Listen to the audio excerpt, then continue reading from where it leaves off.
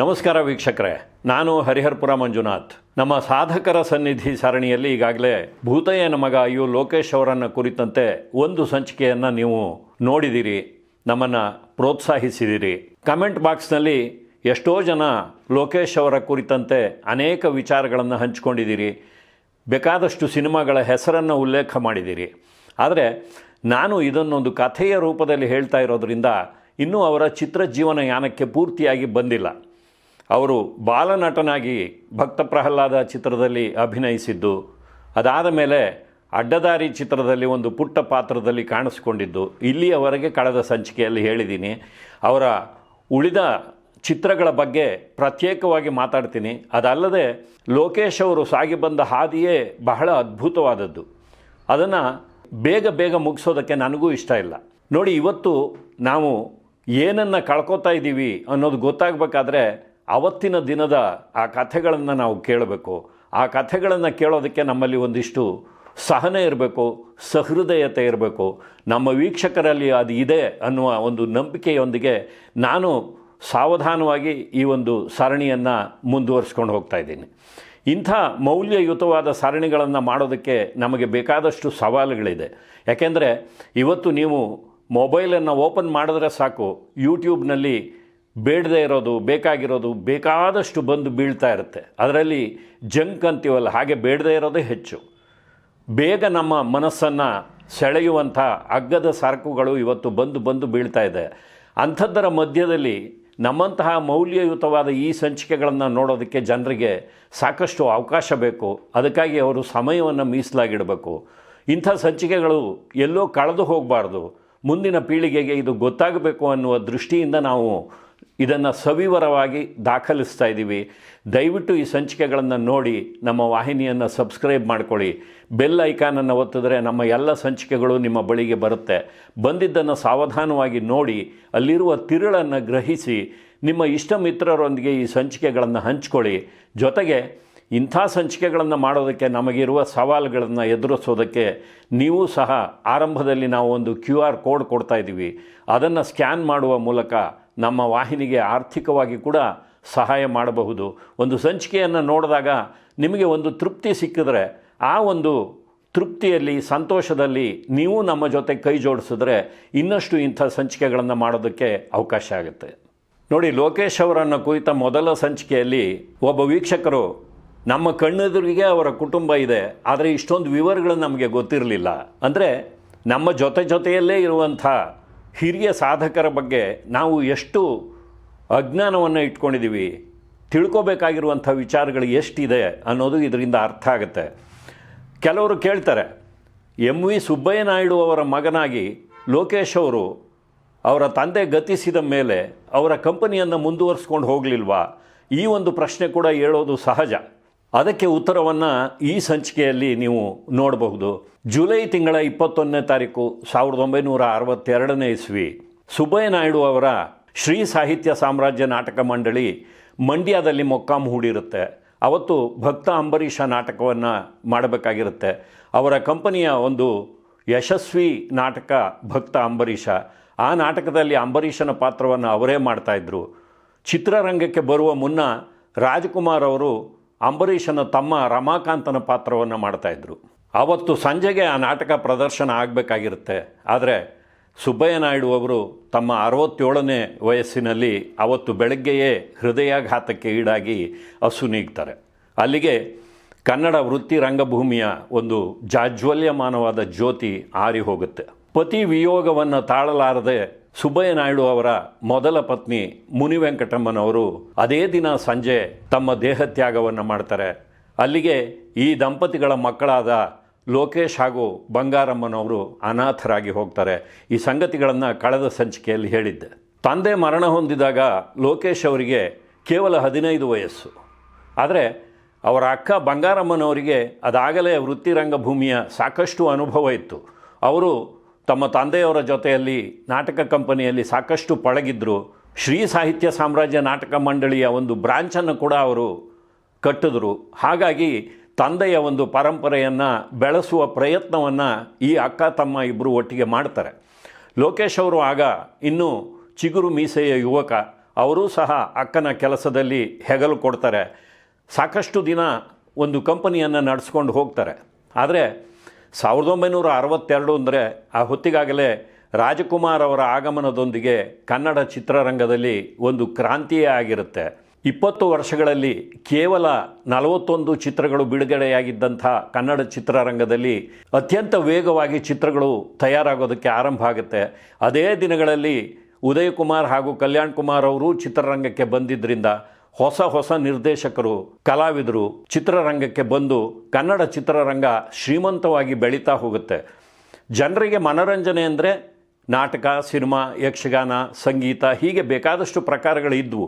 ಆದರೆ ವೃತ್ತಿ ರಂಗಭೂಮಿ ಆ ಹೊತ್ತಿಗಾಗಲೇ ತನ್ನ ಹೊಳಪನ್ನು ಕಳ್ಕೊತಾ ಬಂದಿತ್ತು. ಯಾಕೆಂದರೆ ಚಲನಚಿತ್ರಗಳತ್ತ ಪ್ರೇಕ್ಷಕರು ಒಲವು ತೋರಿಸಿದ್ರಿಂದಾಗಿ ನಾಟಕ ಕಲೆ ನಿಧಾನವಾಗಿ ಹಿನ್ನೆಲೆಗೆ ಸರಿತಾ ಇತ್ತು. ಎಷ್ಟೋ ಕಂಪನಿಗಳು ಆ ಹೊತ್ತಿಗೆ ಮುಚ್ಚಿ ಹೋಗಿದ್ವು. ಹಾಗಾಗಿ ಲೋಕೇಶ್ ಹಾಗೂ ಬಂಗಾರಮ್ಮನವರು ಎಷ್ಟೇ ಹೆಣಗಾಡಿದ್ರೂ ಸಹ ಆ ಒಂದು ಕಂಪನಿಯನ್ನು ಮುಂದುವರಿಸ್ಕೊಂಡು ಹೋಗೋದು ಸಾಧ್ಯವಾಗಲಿಲ್ಲ. ಅದು ಸಂಭವಿಸಿದ್ದು ಕುಣಿಗಲ್ನಲ್ಲಿ ಅವರ ನಾಟಕ ಕಂಪನಿ ಬೀಡು ಬಿಟ್ಟಿದ್ದಾಗ.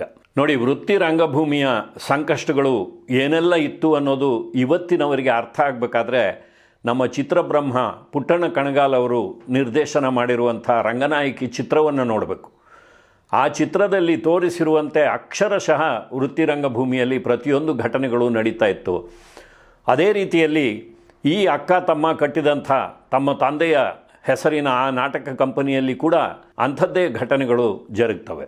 ಕುಣಿಗಲ್ನಲ್ಲಿದ್ದಾಗಲೇ ಇನ್ನು ಕಂಪನಿಯನ್ನು ಮುಚ್ಚೋದು ಅಂತ ಲೋಕೇಶ್ ಹಾಗೂ ಬಂಗಾರಮ್ಮನವರು ತೀರ್ಮಾನ ಮಾಡ್ತಾರೆ. ಆವತ್ತಿನ ದಿನಗಳಲ್ಲಿ ಯಾವುದೇ ಒಂದು ಕಂಪನಿ ಮುಚ್ಚಬೇಕಾದ್ರೆ ಕೊನೆಯ ದಿನ ಇಡೀ ರಾತ್ರಿ ಒಂದು ದೀರ್ಘವಾದ ನಾಟಕವನ್ನು ಮಾಡಿಸಿ ಮಂಗಳವನ್ನು ಹಾಡಿ ಕಂಪನಿಯನ್ನು ಮುಚ್ತಾಯಿದ್ರು. ಅಂದರೆ ಒಂದು ಕಂಪನಿ ಅಂದರೆ ಅಲ್ಲಿ 30, 40, 50 ಜನ ಕಲಾವಿದರು, ಗುಬ್ಬಿ ಕಂಪನಿ ಅಂಥ ದೊಡ್ಡ ದೊಡ್ಡ ಕಂಪನಿಗಳಲ್ಲಿ 100ಕ್ಕೂ ಹೆಚ್ಚು ಜನ ಕಲಾವಿದರು ಬೀಡು ಬಿಟ್ಟಿರ್ತಾಯಿದ್ರು. ಅವರೆಲ್ಲ ಇಳ್ಕೊಳ್ಳೋದಕ್ಕೆ ವ್ಯವಸ್ಥೆಯನ್ನು ಮಾಡಿಕೊಡ್ಬೇಕಾಗಿತ್ತು. ಅವರ ಜೀವನವೇ ಅಲ್ಲಿ ನಡೀತಾ ಇತ್ತು. ಇದೆಲ್ಲವನ್ನು ನಿರ್ವಹಣೆ ಮಾಡಬೇಕಾದ್ರೆ ನಾಟಕ ಕಂಪನಿಗಳ ಮಾಲೀಕರಿಗೆ ಬಹಳ ಸವಾಲುಗಳಿರ್ತಾ ಇದ್ವು. ಆ ಸವಾಲುಗಳನ್ನು ಎದುರಿಸಲಾಗದೆ ಕಂಪನಿಯನ್ನು ಮುಚ್ಚುವಾಗ ಕೊನೆಯ ದಿನ ಒಂದು ದೊಡ್ಡ ನಾಟಕವನ್ನು ಆಡಿ ಎಲ್ಲರಿಗೂ ಒಂದಿಷ್ಟು ಹಣವನ್ನು ಕೊಟ್ಟು ಇನ್ನು ನಾವು ಕಂಪನಿಯನ್ನು ಮುಚ್ತೀವಿ ಅಂತ ಹೇಳಿ ಕಳಿಸೋದು ವಾಡಿಕೆ. ಅದೇ ರೀತಿಯಲ್ಲಿ ಲೋಕೇಶ್ ಹಾಗೂ ಬಂಗಾರಮ್ಮನವರು ಅವತ್ತು ಸಂಪೂರ್ಣ ರಾಮಾಯಣ ನಾಟಕವನ್ನು ಮಾಡಿಸ್ಬೇಕು ಅಂತ ತೀರ್ಮಾನ ಮಾಡ್ತಾರೆ. ಅದಕ್ಕಾಗಿ ಬೇರೆ ಬೇರೆ ಕಂಪನಿಗಳ ದೊಡ್ಡ ದೊಡ್ಡ ಕಲಾವಿದರು, ಕೆಲವು ಪಾತ್ರಗಳಿಗೆ ಹೆಸರಾಗಿದ್ದಂಥ ಕಲಾವಿದರು ಇರ್ತಾಯಿದ್ರು. ಅಂಥವರನ್ನು ಕರೆಸಿ ಅವರಿಗೆ ಒಂದು ಸಂಭಾವನೆಯನ್ನು ನಿಗದಿ ಮಾಡಿ ಆ ನಾಟಕವನ್ನು ಆಡಿಸಿ ಅದರಿಂದ ಬಂದಂಥ ಒಂದು ಸಂಪಾದನೆಯಲ್ಲಿ ಎಲ್ಲರಿಗೂ ಒಂದಿಷ್ಟು ಹಣವನ್ನು ಕೊಟ್ಟು ಕಳಿಸೋದು ಈ ಅಕ್ಕ ತಮ್ಮನ ಉದ್ದೇಶ ಆಗಿತ್ತು. ಅದಕ್ಕಾಗಿ ಆ ನಾಟಕವನ್ನು ನಿರ್ಧಾರ ಮಾಡಿದರು. ಅತಿಥಿ ಕಲಾವಿದರೆಲ್ಲ ನಾಟಕದ ಮನೆಗೆ ಬಂದು ಇಳಿತಾ ಇದ್ದಾರೆ. ಸಂಜೆ ಆಗ್ತಾ ಇದೆ. ಆದರೆ ಇಡೀ ಊರಿನಲ್ಲಿ ಕರೆಂಟ್ ಇದೆ. ಇವರ ನಾಟಕ ಕಂಪನಿಯಲ್ಲಿ ಮಾತ್ರ ಕರೆಂಟ್ ಇಲ್ಲ. ಲೋಕೇಶ್ ಅವರಿಗೆ ದಿಕ್ಕೇ ತೋಚಲಿಲ್ಲ. ಕರೆಂಟೇ ಇಲ್ಲದೆ ನಾಟಕ ಆಡೋದು ಹೇಗೆ? ಕೊನೆಗೆ ಎಲೆಕ್ಟ್ರಿಸಿಟಿ ಆಫೀಸ್ಗೆ ಓಡಿ ಹೋಗ್ತಾರೆ. ಅಲ್ಲಿ ಹೋಗಿ ನೋಡಿದ್ರೆ ಲೈನ್ಮನ್ ಹೇಳ್ತಾನೆ, ನೀವು ಹಣ ಕಟ್ಟಿಲ್ಲ, ಅದಕ್ಕೆ ಕರೆಂಟ್ ಕಟ್ ಮಾಡೋಕ್ಕೆ ಹೇಳಿದ್ದಾರೆ. ಯಾರಪ್ಪ ಹೇಳಿದ್ದು? ಇಂಜಿನಿಯರ್ ಸಾಹೇಬರು ಹೇಳಿದ್ದಾರೆ ಸರ್. ಅಲ್ಲಪ್ಪ, ಇವತ್ತು ನಾವು ಕೊನೆ ದಿವಸ ನಾಟಕ ಆಡ್ತಾ ಇದ್ದೀವಿ, ಇವತ್ತೇ ಕಟ್ ಮಾಡಿದ್ರೆ ಹೇಗೆ? ಬಿಲ್ ಕಟ್ಟಿಲ್ಲ ನಿಜ, ಖಂಡಿತವಾಗಿಯೂ ಇವತ್ತು ಕಲೆಕ್ಷನ್ ಆದಮೇಲೆ ನಾನು ಬಿಲ್ ಕಟ್ತೀನಿ, ದಯವಿಟ್ಟು ಕರೆಂಟ್ ಇವತ್ತೊಂದು ದಿವಸ ಕೊಟ್ಟುಬಿಡು. ಅದಕ್ಕೆ ಆತ ಹೇಳ್ತಾನೆ, ನೋಡಿ ಇಂಜಿನಿಯರ್ ಸಾಹೇಬರು ಹೇಳಿದ್ರೆ ನಾನು ಕೊಡ್ತೀನಿ. ಇಂಜಿನಿಯರ್ ಸಾಹೇಬರು ಮನೆಗೆ ಅಲ್ಲಿಂದಲೇ ಫೋನ್ ಮಾಡ್ತಾರೆ. ಆದರೆ ಇವರ ದುರಾದೃಷ್ಟಕ್ಕೆ ಅವರು ಯಾವುದೋ ಸಿನಿಮಾಗೆ ಹೋಗಿರ್ತಾರೆ. ಲೋಕೇಶ್ ಅವರು ಹಿಡಿದ ಕೆಲಸವನ್ನು ಸಾಧಿಸುವಂಥ ಒಬ್ಬ ಹಠವಾದಿ. ಅವರು ಹಾಗೆ ಹೇಳಿದ ತಕ್ಷಣ ಬಿಡಲಿಲ್ಲ. ಇಲ್ಲ, ನೀನು ಯಾವ ಥಿಯೇಟ್ರಿಗೆ ಹೋಗಿದ್ದಾರೆ ಅಂತ ಕೇಳಿ ಇದ್ದಿದ್ದೇ ಒಂದೆರಡು ಥಿಯೇಟ್ರ್ಗಳಾವತ್ತು, ಅಲ್ಲಿಗೆ ಫೋನ್ ಮಾಡಿಸ್ತಾರೆ. ಹೇಗೋ ಮಾಡಿ ಕೊನೆಗೂ ಇಂಜಿನಿಯರ್ನ ಹಿಡಿತಾರೆ. ಅವ್ರು ಹೇಳ್ತಾರೆ, ಅರ್ಧ ಹಣ ಕಟ್ಟಿಸ್ಕೊಂಡು ಅವರಿಗೆ ಕರೆಂಟ್ ಕೊಟ್ಬಿಡಪ್ಪ ಇವತ್ತೊಂದು ದಿವಸ ಅಂತ ಹೇಳ್ತಾರೆ. ಅಂತ ಹೇಳಿ ಅವರು ಫೋನನ್ನು ಕಟ್ ಮಾಡ್ತಾರೆ. ಲೋಕೇಶ್ ಅವರು ಆ ಲೈನ್ ಮ್ಯಾನ್ಗೆ ದುಂಬಾಲು ಬೀಳ್ತಾರೆ. ನೋಡಪ್ಪ, ಇವತ್ತು ಕಲೆಕ್ಷನ್ ಆದರೆ ಖಂಡಿತ ನಾನು ದುಡ್ಡು ತಂದು ಕಟ್ತೀನಿ, ನೀನು ಅರ್ಧ ಹಣ ಬಂದಿದೆ ಅಂತ ಒಂದು ರಶೀದಿ ಕೊಟ್ಬಿಟ್ಟು ನನಗೆ ಕರೆಂಟ್ ಕೊಡು ಅಂತ. ಸ್ವಾಮಿ, ಏನಾದರೂ ಎಡವಟ್ಟಾದರೆ ನನ್ನ ಕೆಲಸನೇ ಹೋಗುತ್ತೆ ಅಂತ ಅವನು ಅಲವತ್ಕೋತಾನೆ. ಆಮೇಲೆ ಸುಬ್ಬಯ್ಯ ನಾಯ್ಡು ಅವರಿಗಿದ್ದಂಥ ಒಂದು ಗೌರವ, ಹೆಸರು, ಕೀರ್ತಿಯಿಂದಾಗಿ ಕೊನೆಗೆ ಆತನು ಕರಗಿ ಅವತ್ತಿನ ದಿನ ಹಣ ಬಂದಿದೆ ಅಂತ ಒಂದು ರಸೀದಿಯನ್ನು ಕೊಟ್ಟು ಕರೆಂಟ್ ಕೊಡ್ತಾನೆ. ಕರೆಂಟ್ ಬಂತು ಅನ್ನೋ ಖುಷಿಯಲ್ಲಿ ಲೋಕೇಶ್ ಅವರು ನಾಟಕದ ಮನೆಗೆ ಓಡೋಡಿ ಬರ್ತಾರೆ. ಪಾತ್ರಧಾರಿಗಳೆಲ್ಲ ಅಷ್ಟೊತ್ತಿಗಾಗಲೇ ರಿಲ್ಯಾಕ್ಸ್ ಆಗಿಬಿಟ್ಟಿರ್ತಾರೆ, ಇವತ್ತಿನೇನು ಕರೆಂಟ್ ಬರಲ್ಲ, ನಾಟಕ ಆಗಲ್ಲ ಅಂತ. ಆದರೆ ಯಾವಾಗ ಕರೆಂಟ್ ಬಂತೋ ಹಿಂದೆಯೇ ಲೋಕೇಶ್ ಅವರು ಓಡೋಡಿ ಬಂದು ಎಲ್ಲರೂ ಸಿದ್ಧರಾಗಿ ಅಂತ ಹೇಳಿದ ಮೇಲೆ ಎಲ್ಲರೂ ಸಿದ್ಧರಾಗ್ತಾ ಇರ್ತಾರೆ.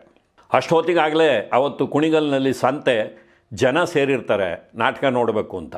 ಕರೆಂಟ್ ಇಲ್ಲದೇ ಇದ್ದಿದ್ದರಿಂದ ಅಷ್ಟೊತ್ತಿಗಾಗಲೇ ಅರ್ಧ ಜನ ವಾಪಸ್ ಹೋಗಿರ್ತಾರೆ. ಆದರೆ ತರಾತುರಿಯಲ್ಲಿ ಕರೆಂಟ್ ಬಂದ ಮೇಲೆ ಟಿಕೆಟ್ ಕೊಡೋ ಕೌಂಟ್ರನ್ನು ಓಪನ್ ಮಾಡಿ ಟಿಕೆಟ್ ಕೊಡೋದಕ್ಕೆ ವ್ಯವಸ್ಥೆ ಮಾಡೋಣ ಅಂತ ಹೋದರೆ ಅಲ್ಲಿ ಟಿಕೆಟ್ ಕೊಡ್ತಾ ಇದ್ದಂಥ ವ್ಯಕ್ತಿ ಇನ್ನು ಹೇಗೂ ಈ ಕಂಪನಿ ಮುಚ್ಚುತ್ತೆ ಅಂತ ಹೇಳಿ ಎಲ್ಲೋ ಓಡೋಗ್ಬಿಟ್ಟಿರ್ತಾನೆ. ಲೋಕೇಶ್ ಅವರು ನಾಟಕಕ್ಕೆ ಸಂಗೀತ ಕೊಡ್ತಾ ಇದ್ದಂಥ ಒಬ್ಬ ಮ್ಯೂಸಿಷಿಯನನ್ನು ಕರೆಸಿ, ನೀನೇ ಇವತ್ತು ಟಿಕೆಟ್ ಕೊಡಪ್ಪ ಅಂತ ಹೇಳಿ ಕೌಂಟ್ರ್ನಲ್ಲಿ ಕೂರಿಸ್ತಾರೆ. ಟಿಕೆಟ್ ಕೊಡೋದಕ್ಕೆ ಶುರು ಮಾಡ್ತಾರೆ. ಕರೆಂಟಿನ ಸಮಸ್ಯೆ ಬಗೆಹರಿತು. ಆದರೆ ಇಡೀ ರಾತ್ರಿ ನಾಟಕ ಅಂದರೆ ಕಲಾವಿದರಿಗೆಲ್ಲ ಊಟದ ವ್ಯವಸ್ಥೆ ಆಗಬೇಕಲ್ಲ.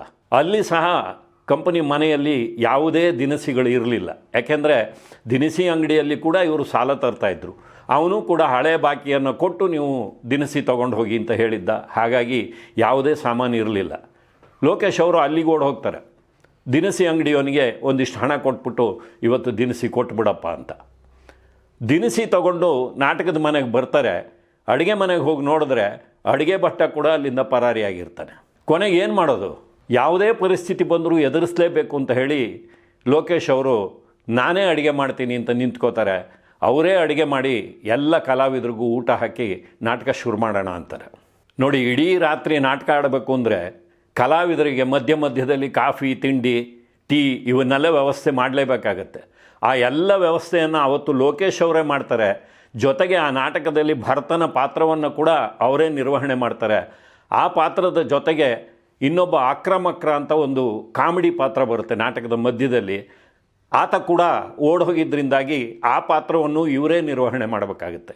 ಇವನ್ನೆಲ್ಲ ಇಷ್ಟೊಂದು ಸಾಧ್ಯಂತವಾಗಿ ಯಾಕೆ ವಿವರಿಸ್ತಾ ಇದ್ದೀನಿ ಅಂದರೆ 2-3 ಗಂಟೆಗಳ ಕಾಲ ನಾವು ನಾಟಕ ನೋಡಿ ಖುಷಿಪಟ್ಟು ಬರ್ತೀವಿ. ಆದರೆ ಆ ಕಂಪನಿ ನಡೆಸೋರಿಗೆ ಎಂಥೆಂಥ ಕಷ್ಟಗಳಿದ್ವು ಅನ್ನೋದು ಇವತ್ತಿನವರಿಗೆ ಹೇಳಿದ್ರೆ ಪೂರ್ತಿಯಾಗಿ ಅರ್ಥ ಆಗಲ್ಲ. ಆದರೆ ಅವತ್ತು ನೋಡಿದವರು, ಅನುಭವಿಸಿದವರಿಗೆ ಅದರ ಕಷ್ಟ ಗೊತ್ತಿರೋದು.